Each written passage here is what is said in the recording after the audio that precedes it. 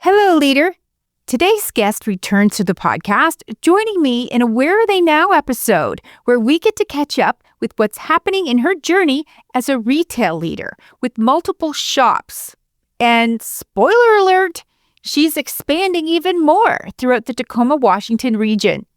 She's also sharing with us how she's evolved as a leader and how she unintentionally became a voice for retail shop owners through the National Retail Federation, visiting Washington, D.C. regularly, and while also being invited to join CNN's Jake Tapper in his series that highlights small business owners affected by this administration's tariffs.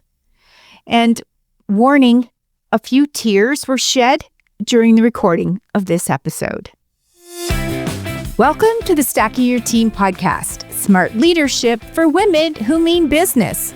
This show has been on air since 2018 to help women who own established brick-and-mortar businesses fix the people side of their business so they can stop carrying payroll pressure, stop over-functioning as the default decision maker, and build a team that actually performs without burning anyone out or damaging their reputation. I'm your host, Shelli Warren. My entire career has been built on leadership coaching, team development, and creating accountable, productive cultures inside real workplaces. Over here, we don't just talk about leadership, we live it. This isn't online leadership theory, academic research, or HR speak. The work we do here is grounded in real teams, real workplaces, and real consequences. Each episode delivers practical, no-fluff strategies to help you lead a team that can carry the business forward with you, not on your back. And I'll say it again, the team that got you here might not be the team that gets you there. Let's go. Jenn Luna leads a team of 20-plus people with multiple brands and multiple locations, with an event space that hosts sold-out creative workshops. She's also had a significant e-commerce platform and wildly popular inventory blowout sale events. Did I mention she is a former member of a leadership lab? She's raising 3 daughters with her husband, Sam, and being the shining light for her community by offering memorable shopping experiences for anyone that's looking for a special gift or simply wanting to wander through her lovely shops as a bit of an escape from chaos and overwhelm. You are in for a treat. Oh, and fun fact, after university, Jenn lived in Los Angeles for 9 years, where she worked as a personal assistant and an estate manager for celebrities like Scarlett Johansson and Melissa Etheridge. I can't wait for you to meet her. Welcome back to the Stacking Your Team podcast, Jenn Luna. Thanks for having me. Always a good place to be. I'm happy to see you. I was telling you before we record that I feel like I still get to see you because I am an avid fan of your Instagram accounts. And I love to see you and Maddie and Ann just living your best life on social media. And I applaud your enthusiasm and your willingness to trust your team because they come to you with these ideas and you're there for it. You are there for it. And you can tell that sometimes you're having a hell of a great time doing it. Other times you're like, okay, I'm here for you. I'll do it. But as a fan of yours, and I can see everyone else interaction too, they love seeing you. You're a great face of your brand, Jenn. Well, thank you. I think we just try to show up authentically and have a good time. And I think that's, part of the key to our success is we don't take anything too seriously. Not afraid to completely embarrass myself in front of thousands of people. Why not? I'm game. But I think it gives people a taste of what their experience would be like in your shops. Yeah. Because you all have really great personalities and you're all outgoing and you're there to really help each and every individual customer that's coming in the door. And you also love your product lines. Absolutely. And it's so obvious because you're all so excited to be able to showcase a new a new line that you're carrying. And then it's also really evident that you care about your product developers, like your makers, your creatives. Yeah, absolutely. And I mean, everything we do is more about the experience and how a customer feels when they're in the store and when they leave. We want them to feel, happy and joy. And I think that comes across in everything that we do and the products that we carry. And we just think about every little thing and really try to take it seriously. So hopefully that does come across. It does come across. And I think it's also the shops that you have can be a wonderful escape for the right people. I mean, we have so many people, especially, the last few years that just come in and wander around. I had a woman on Sunday. I had to work a last minute shift and she walked around for an hour. And then as she was leaving, she didn't buy anything and she started apologizing. I was like, why are you apologizing? This is what we're here for. Somebody else will come in and spend a lot of money and it all balances out. And it's not about a transaction and buying and selling. It's about being a community space and being part of the bigger picture. And we're here for that. So no apologies necessary. No, and plus she's also remembering that, right? So she's remembering what she saw there. And so when the time comes that she does need a gift or she's looking for that particular item, she knows where to go to get it. And she'll tell all her friends and family if somebody's asking, where can I go to get a great greeting card or a candle? She'll be like, I know the place. I just spent an hour. I know everything in there. So yeah, what goes around comes around. And I believe that in the best sense. Well, you're doing it and you're all doing such a great job. So I feel like you've been out of the Leadership Lab now a year. I feel like it's been a year. At least, yeah. We missed you greatly. And I miss spending time with Maddie and Anne too. Oh, I miss it too. But here's what I would really love to hear from you. So when you first joined the Leadership Lab, I remember that day. I remember that call with you distinctly. You were in your vehicle. I was at a gas station. Yeah.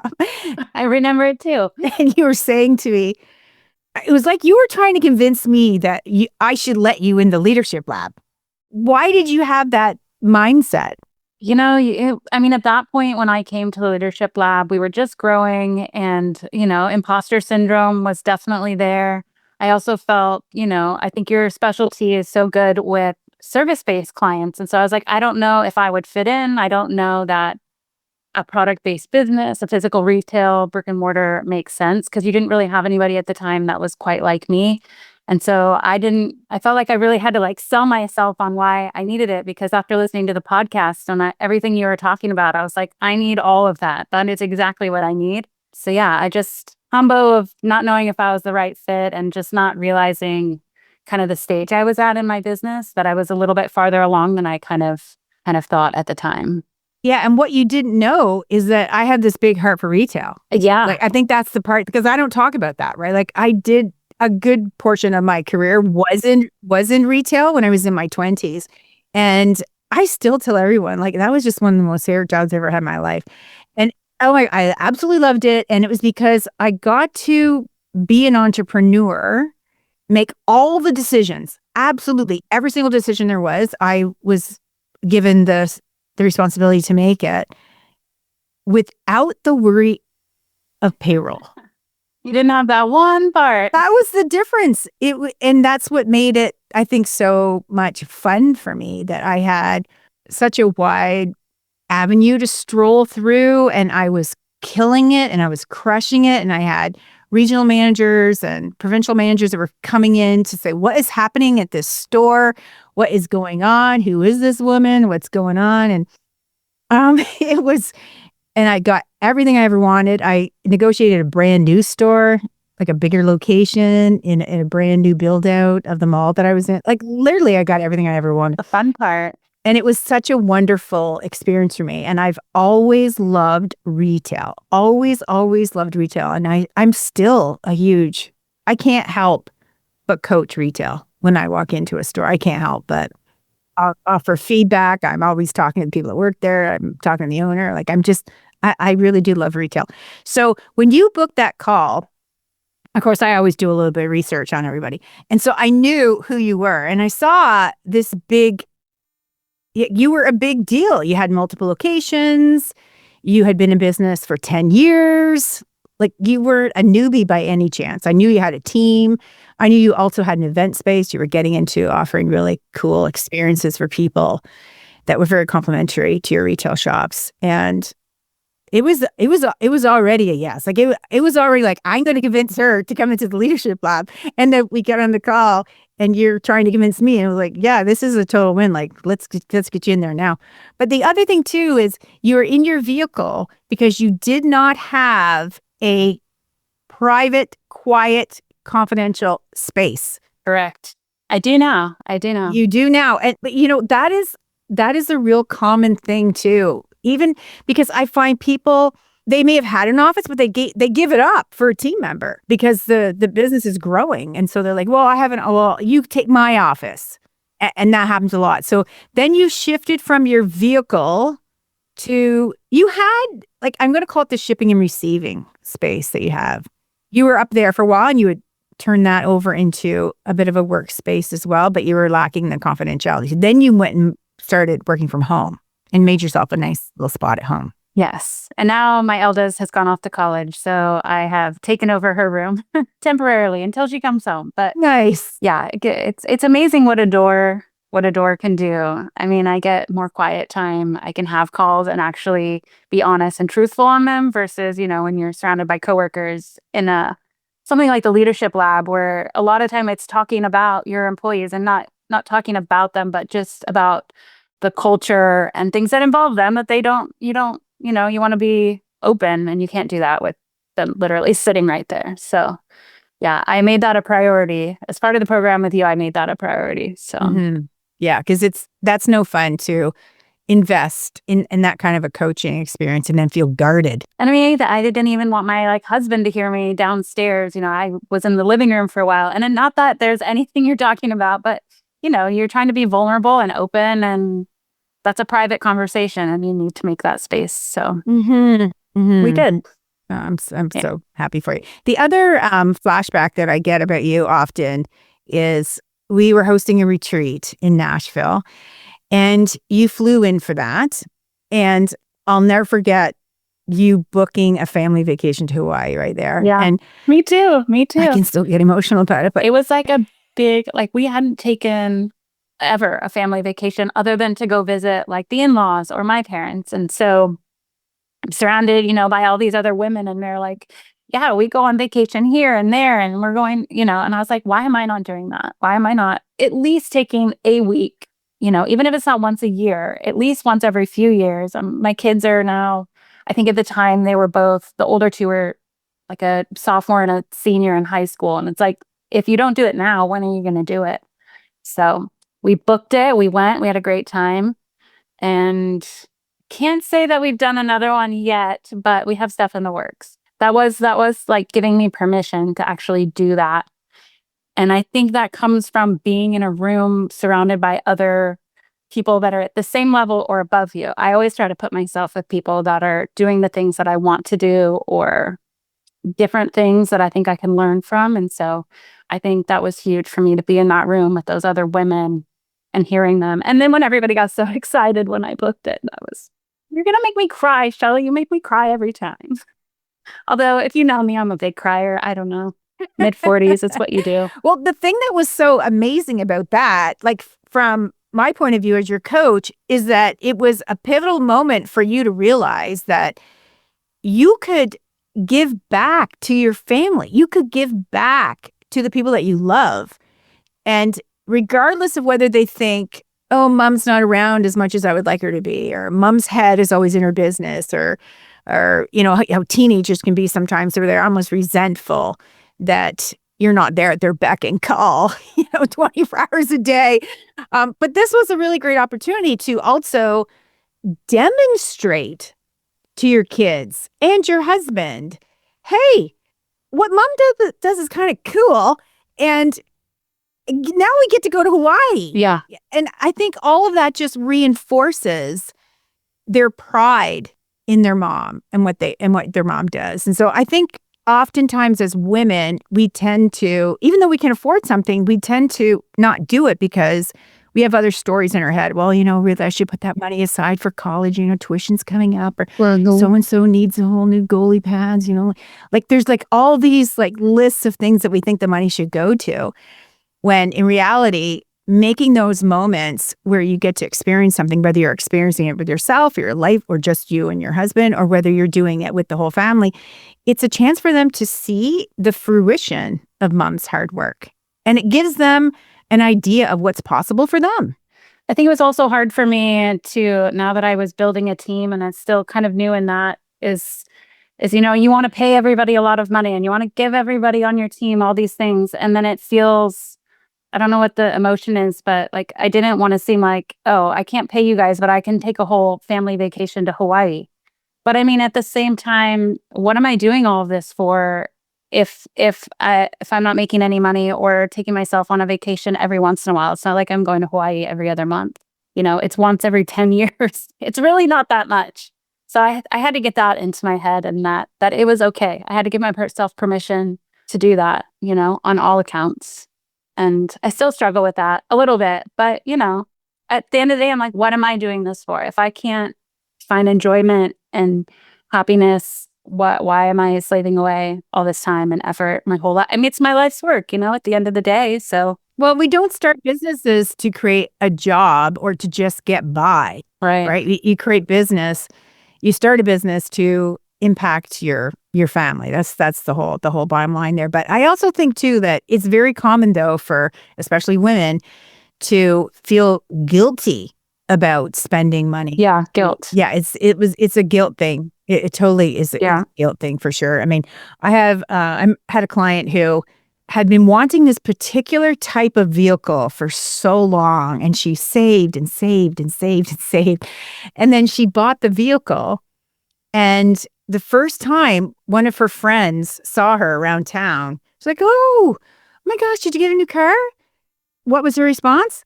No, it's a rental.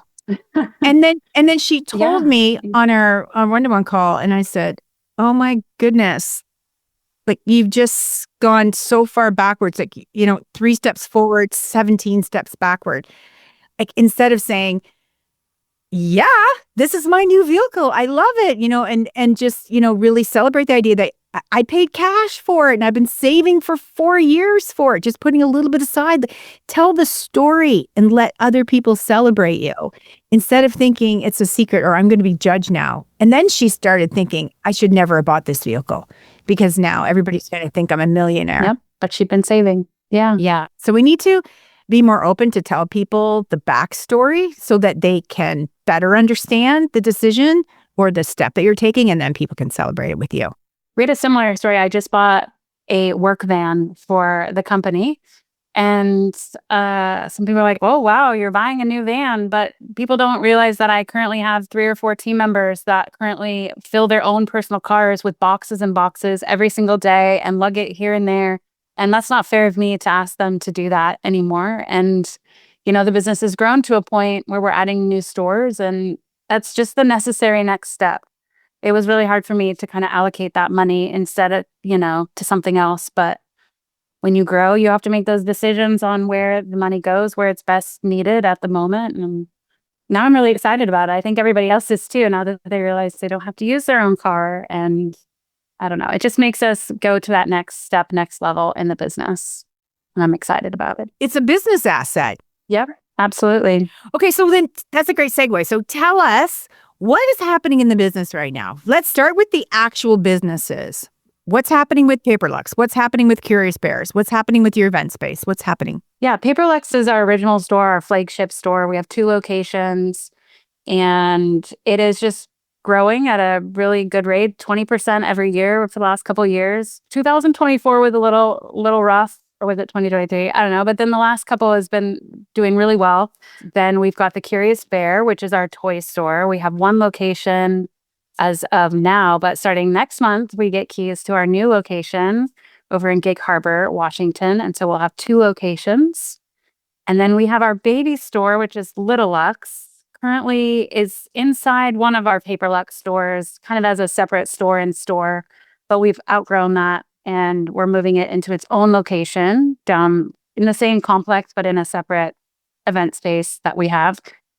And that opens next month as well. Timing, I wouldn't advise opening 2 stores at the same time, but it'll all work out. And then we've got our event space, the Kinship Studio, where we rent it out to, all the stores are all about gifting and celebrating your people. And then the event space is an extension of that in a physical space that you can celebrate. And so we do rent it out to a lot of bridal showers, baby showers, birthday parties. And then we host our own workshops that are like Mahjong is a new one that's all the rage everywhere. So we're teaching Mahjong classes. Well, we have an instructor that we bring in, a local instructor. We have one coming up, watercolor, really cool one with watercolor maps of your neighborhood, all kinds of things like that. So those are all the businesses. And then we have a warehouse that we do all the shipping and receiving out of, and our offices are there. And I think that's it for now. Oh my goodness. So tell me, what was the pivotal moment for you to decide about opening up the second toy store? Because I know that was a goal of yours, but you kept putting gates in front of you. So how did you move through the gates? The biggest hurdle was finding a good spot. I think the town that we're in, Gig Harbor, the downtown area is very Hallmark movie-esque, and it's got a main street on the water and it's beautiful. So everybody wants to open a business there. So you really got to be in the know and find a spot. So we finally found a spot. Just anytime you add another store, then you have those questions of, okay, who's going to lead it? Who's going to work it? How is this going to work, like, logistically? So it was always, the ears were open for a space, but then also I wasn't quite ready to make that leap. But now I think all the things have aligned as much as they can in a situation like this. And we just found a good spot and a good landlord and made the jump. And then moving Baby Luxe into its own location, was that a little bit easier because it's in the same complex? Definitely easier. We had original event space, the Kinship Studio, had a kickboxing business right next to it that shared a wall for many years, the first couple of years. And it was so loud that we'd barely be able to rent out our space or use it. So when they moved out, we took over that space. And we thought, we put in these big doors and we're going to have a bigger event space. But we've learned very quickly over the last year and a half that bigger events is just a whole different business model when you have over 100 guests. Then you're dealing with tenant issues and trash issues. And I'm a janitor on the weekends, cleaning in between all the events.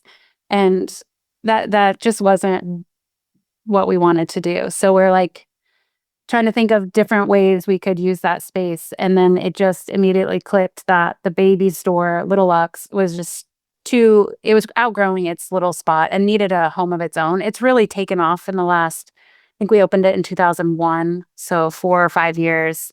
And now we have quite a following. And everybody that had babies that, wore all the cute clothes, now they're older and they have nowhere to go shopping. There's really very few options in our area. So when we move, we're going to be able to carry clothes up to ages 10 and 12. And so that opens a whole different market for us. And we're in a community with so many families. So it's kind of like a no-brainer. We're really excited about having more room and expanding. And then that square footage you'll regain back in Paper Luxe. Yeah. So what's the plan with that additional footage? Are you going to just spread out a little more, or are you going to start bringing extra lines in? That is a great question. We're still playing around with that, but stationery, which is, how we started in the heart of our business, like greeting cards and pens and journals, they're really having a moment right now. We import a lot from Japan, and there's just a huge need for it, market for it. We love it. So we're going to use probably the space where the baby store is now and expand our offerings in stationery there. And then where the space we gain in the main part of the store, we used to have a home store called the Crest Home several years ago, which was successful until our building got bought. And the new owners, it's a long nightmare story about the lease, and they wanted to increase our rent tremendously. So we had to let that store and that dream, as they say, go. So we love smaller housewares and things that you would give as a gift. So like any new home gifts and, maybe for gift for yourself too. But so we're going to expand a little bit more into home goods, which falls naturally in line with the people who are coming in to shop with us. I love all this visioning come to life. It's fun. Jenn, this is so wonderful. Now, I see that you're hiring. So are you hiring for Baby Luxe and the second toy store? Is that who you're hiring for? Yep. and retail associates for all the stores. I've just been really blessed with having people on the team that are flexible and want to work in multiple stores. So we have some people that are kind of shifting around different roles, and we're hiring what we're calling as a team lead, kind of like a store manager, but for Little Lux and for the new Curious Bear. Sometimes in the past, we've had trouble hiring people just because of the job market, maybe timing. This time we put up we're hiring notice, and we've already hired a manager for Little Lux. We've already hired several retail associates. We were hiring somebody for our warehouse to help with inputting products into the POS system and just helping there. And all the people just perfectly fell in line very quickly. So it's been a lot less painful this time around. I was a little nervous trying to hire for so many positions all at once, but I think all the right people just were attracted to us and vice versa. So I'll have to report back 6 months from now, but I think it's going to be a good report. So then what will your leadership team look like? The leadership team is pretty much staying the same. So there's myself, and then I have Maddie as my chief operating officer. She is an operational whiz genius. She's my right hand with everything, and she's kind of the overseer of Paper Lux store managers. And then I've got Anne, who is the director of operations for the Curious Bear. And so she's going to be overseeing the new store there. And she does all the buying, the marketing, the visual merchandising, which is a huge piece of it. So she's helping me, visualize, because the new store is only 1,000 square feet, which is quite a bit smaller than our other store. So trying to fit all the magical things that we carry into a small space. That's the main leadership team. And then we consider our store managers part of our leadership team. So you've got Kat, who runs one of the toy stores, and Karina, who runs Gig Harbor store. Our stores, the two towns, they're only less than a 10-minute drive apart, but there's a toll bridge in between, and the communities are very different. So it's important to have different people in each one. And then we've got Caitlin, was hired as my executive assistant, but really has morphed into a warehouse manager and the studio manager. So she manages all the events, requests for people who want to rent the space, and then the entire warehouse, which has become, now with however many stores that is, a whole project in its own. That is a lot. That is definitely a lot. Plus you're doing e-commerce sales as well. We do that, yes.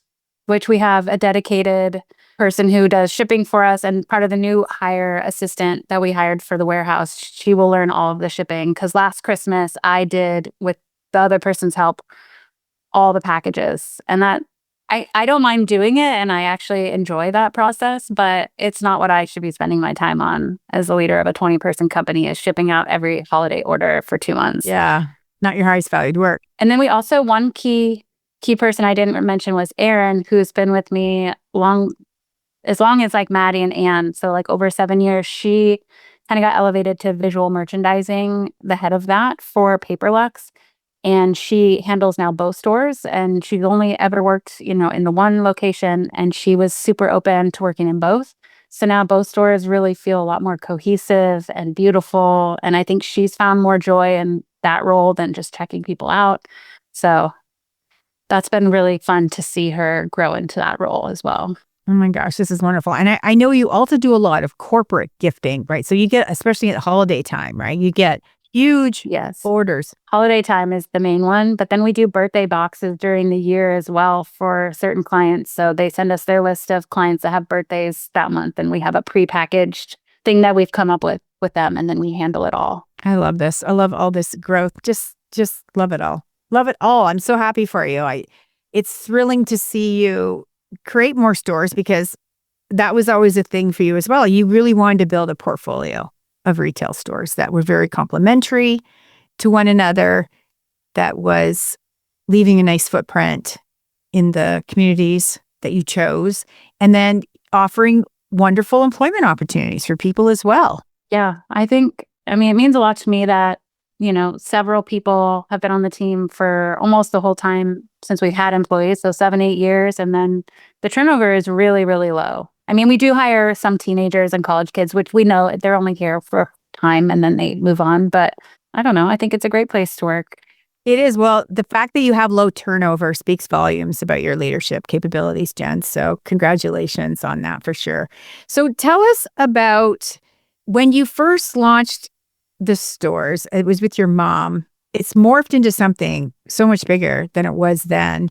What do you like? What are some of the evolutions of your own leadership style? Like, how have you changed from you launched the store with your mom to now building out this portfolio of retail locations and a bigger team? How have you changed? Tremendously. I mean, when I started, I've always been a leadership type. You might say a little bossy, but I think in the best kind of way. But I only had to boss my mom around, and we got along great because she's my mom. So that was easy. Um, I mean, I bullied her along for this ride, anyways. But then once we started hiring employees, I have never had that experience. I've always been the assistant or worked for somebody else. I've never had anyone under my leadership, and so I had a lot of growing to do. And I'm avoidant of any conflict. That's just not. I mean, I've learned to address that, but in the beginning, I just could not handle any of that. So it made having those kind of harder conversations, when it really should be as easy as I'm giving you some feedback. Here's the feedback. Let's move on. It became this huge emotional thing for me, and I had a really hard time. So that's something I definitely worked with you on through the leadership lab. But yeah, you grow slowly and you have a couple employees, maybe they were teenagers, that's easy. But then once, you start hiring leaders on your team that are then leading people and you have to put all these systems in place, it snowballed really quickly to a point where I was like, I have no idea what I'm doing. I shouldn't be here. Why am I in charge of literally anything? So psychologically, I think I just had to work through that. And technically, I think there's a lot of skills you can learn, which we did absolutely in your program, kind of to work through those things. And for me, the biggest part is setting up processes and systems in place so that everybody is clear.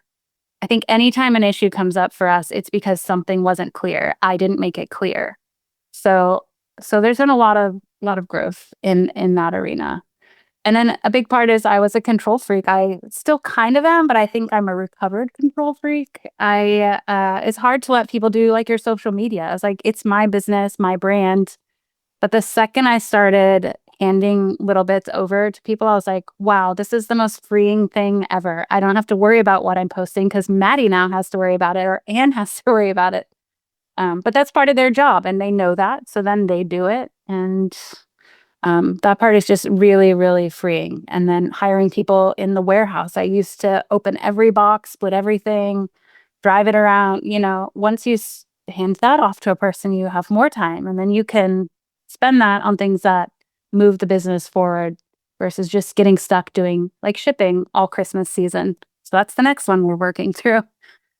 So yeah, there's been a lot of evolution. I think there's been a lot of versions of me as a leader.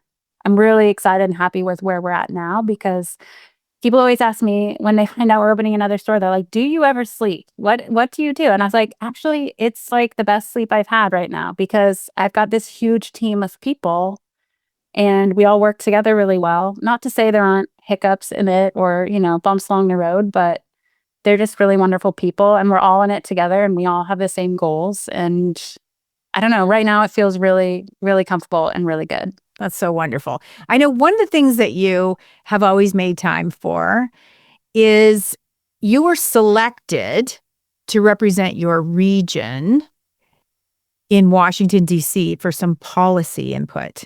So, which I think is a very big deal, Jen. It's a very big deal. I know initially you were like, whatever, but this is a very big deal. And you did take it very seriously.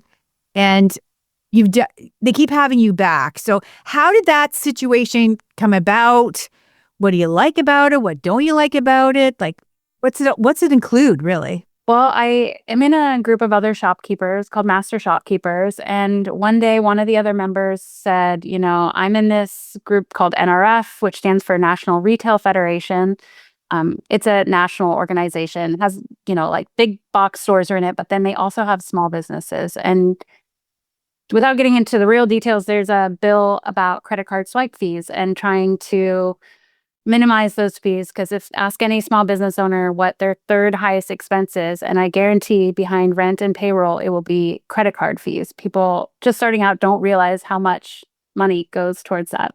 So once she said it's about this, they need somebody to go to DC for this event to talk about it. And I was like, I have no idea what you're talking about, but sign me up. I would love to pay less credit card fees. It just started with that.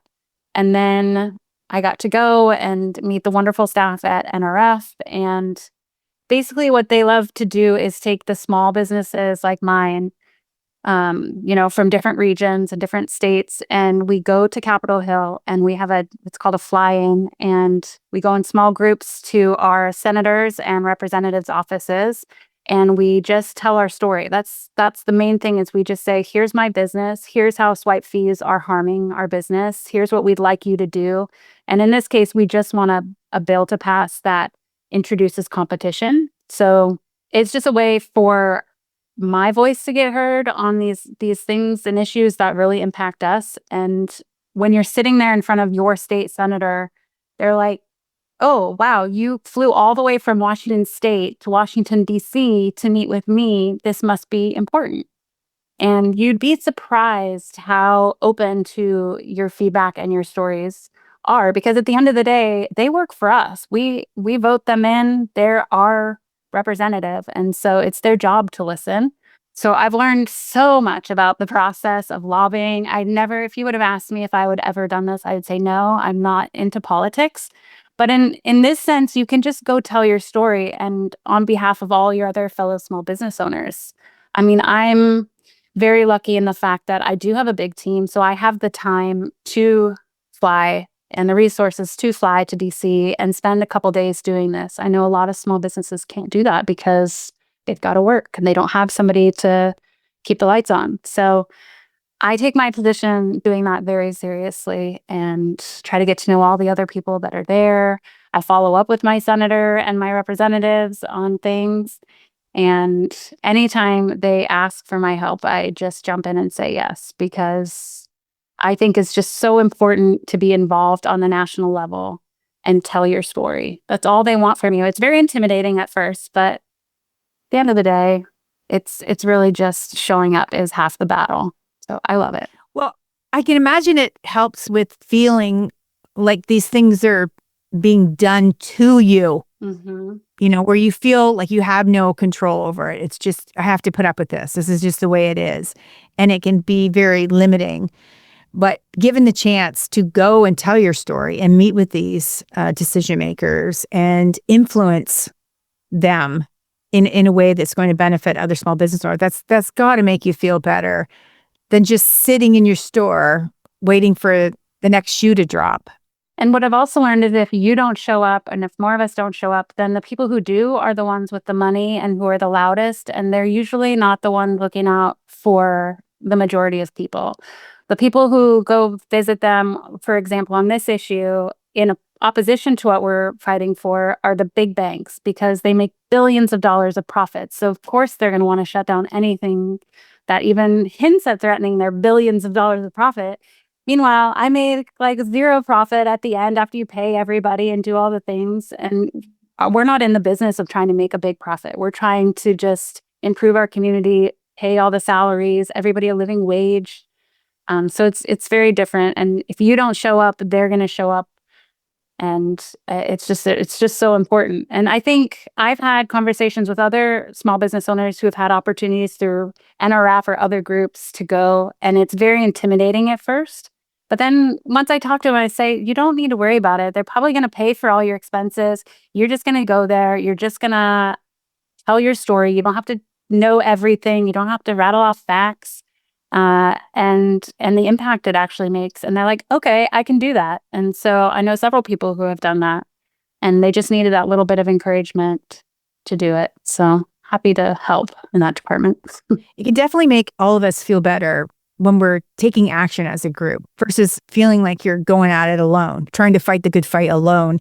It feels so much more empowering to do it in a group as well. And I'm sure that even in your region, other small business owners really appreciate your commitment to this for sure. And being their voice, like helping to really amplify their voice. Yeah. Mm-hmm. And I think just being transparent, like a couple years ago, I shared, all of our stats, all of our numbers, how much profit we made in a year and how much, and the amount of comments and people who reached out and were like, wow, thanks for sharing that. I know that must have been hard to do, which it was very emotionally hard to share all my numbers publicly.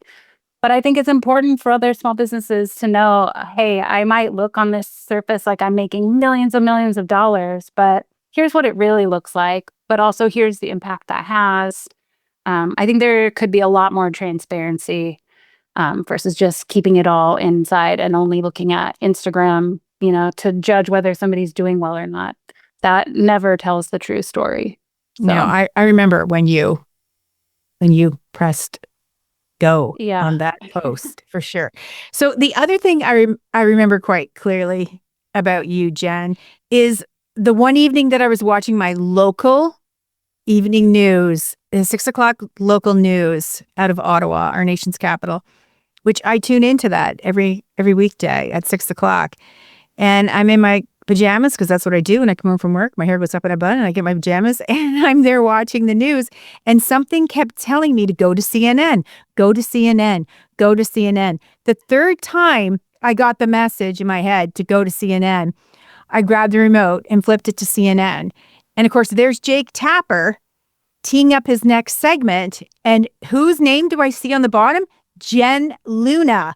And I freaked out.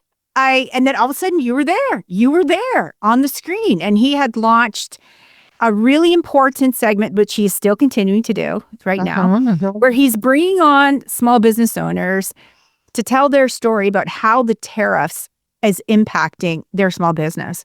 And I leapt off the couch, I grabbed my phone, I stood in front of my TV and I recorded the whole thing. I was shaking. I was just shaking for you. You and me both. I was so proud of you.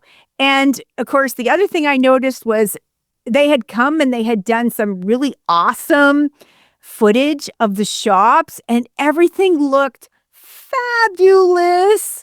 I don't know if what kind of prep you put into it, or if you even had to put any prep in it, because it looked wonderful to me, which it always does, anyways. But for whatever reason, it must have been all the lighting or something that they have. It just everything looked so. But you were so great. So tell us, how the heck did that come about? Well, first, I created all that video footage and Maddie on our iPhones. Oh my goodness! Can you believe that? They just were like, "We need some B-roll footage. Just film it with your phone." We took it very seriously. I mean, we got it good. But, it was a connection through the NRF. That's another thing. By joining these things and saying yes to something that you think you're saying yes to, you're actually opening up the doors for so many other things. I never would have thought I would be on CNN. And it was an out-of-body experience because I was standing in the toy store with my laptop on top of like 3 boxes all by myself, talking to my computer, and it was just a really wild experience. And when they say you're live, it's like I don't remember anything after that point. But I had practiced really hard, and I this is an issue that was genuinely impacting me tremendously. We were trying to open, another toy store, but how can you do that when all of your products are facing 50 to 100% tariffs? Like it wouldn't be possible. So I felt really passionate about it, and I couldn't say no when CNN says, would you like to do a spot? So I can thank my friends at the NRF for connecting me to that. And would I do it again? Probably yes, but it was very stressful, but in the best possible way. Well, the best thing about it, so many great things about it, but I have to say, he asked some pretty tough questions and you did not hesitate. There was no fumbling, stumbling around. He asked a question, you gave him a completely honest answer. There was no like politician vibe to any of this. Yeah. Which, I mean, God, it's CNN. So, and you could also tell like he genuinely was interested. Like this is almost like I think it's a pet project of his actually, because it is. He's very passionate about it. Mm-hmm. And he gave you the time and space to talk. Like he wasn't talking over you. It was really well done. And you really became the voice for small business owners. Like, yes, you were talking about your own particular situation with your shops, but there wasn't a small business owner that would have watched that wouldn't have felt that they were seen and heard through your voice. And I mean, a big part of it was, it's become such a political issue, left versus right, Democrat, Republican, and it's an issue that every small business owner, I don't care which side you're on, tariffs impact you. And if you say no, then you're lying. I mean, it's just a fact. And so I just really wanted to make that point and come across as somebody, just your next door neighbor or all your favorite stores. We're all facing this same issue. And so I just genuinely wanted to come across and tell it as plainly and simply as I could about how bad it was impacting us and the fear around it, So hopefully I did an okay job. You did more than an okay job. I think you actually set the bar for anyone else that was going to be invited to come on. And I actually caught another of his segments last week, and I was like, yeah, I'm so happy that he's still doing this because the issue is still an issue. We still need to keep talking about it. That's what happens with these issues is they have their moment in the spotlight and then they fade away for the next thing. But tariffs are still a massive issue. The credit card swipe fees are still a massive issue. So I still get contacted by, like I did an interview for the Boston Globe about tariffs, NBC News, NPR. So whenever they reach out, my gut goes, why are they asking me about this? I don't have time for this. I don't know what I'm even going to say. But every single time I just say yes. I put it in my calendar and I show up. And every time after, I'm like, oh, it's just me talking about my business. It's obviously something I love and am passionate about. So it ends up being not a big deal. And people appreciate the honesty. They appreciate hearing the story from the real individual versus a politician. They want to hear it from the real people for sure. Well, before I let you go, Jenn, tell us, how can our listeners stay connected to you with everything that you've got going on in your business? Yeah, it's a great question because we have so many different businesses. So you can always go to our website, thekinship.com, and that has all of our business contact information and social media. If you want all the good, funny Instagram reels, Paperlux is at Paperlux with an E shop, and Curious Bear Toys. That's where you can find us dancing and doing ridiculous things. Or you can also see the lovely product lines that you carry. So I will have all those links in the show notes, and you can also go and meet and see your team in action. They're so fun. They're so fun to watch. I really appreciate you coming back and giving us the update on where you are. And I just wish you only the best, Jenn. I'm so proud of everything that you've done. Same to you, Shelli. You're such an integral part at a specific time in the whole evolution of the business. So thank you. I'll see you on Instagram. What I appreciate most about Jenn's journey is that she's always trusted her instincts to move forward, and along the way, she's been grateful to the people who've supported her. Jenn, thank you for coming back to share your story.